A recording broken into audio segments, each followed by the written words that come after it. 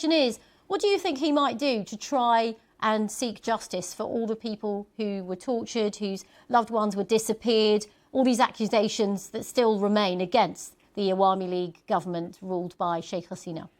I mean, I think international law is always a good guide. So the United Nations pronounced that 1,400 students that were mostly young, unarmed, sort of not combatants were killed in that period in 2024. So I think how it's been explained to me why the Awami League was excluded is that they sort of won't accept any of that UN funding. I guess something has to budge if everyone's in a corner with their arms folded. So I'm hoping that this new BNP, because again, they had a history of dodgy stuff apparently when they were in power last time.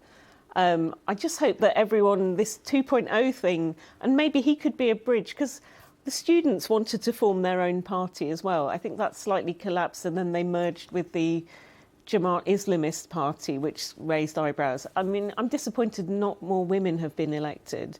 And again, one of the ones standing was Tariq Rahman's daughter, who's the granddaughter of the dynasty. I mean, if it's just a sort of vengeance thing, lock up the other side, have an election, one side sits it out, rinse and repeat, do it again. It's not a satisfactory system. I really hope this can be the start of something And new. just very briefly, do you think the Labour government is going to hold this government to account and make sure that, you know, if there are any abuses, or indeed make sure that the conviction on Hasina, things like that? I'm just talking about, you know, what can the Labour government do, in your view, to make sure that things are a 2.0 government? Yeah, I mean, I guess democracy building, bundled in with that election was a referendum on things like having a bicameral chamber, but having two parliaments, like we've got the Lords and the Commons, on having term limits, on having even possibly a PR system, because they've got first past the post. So maybe because there's obviously the colonial thing, the Commonwealth relationship, maybe we should help them with democracy building and, as I say, seeking justice, as you were alluding to,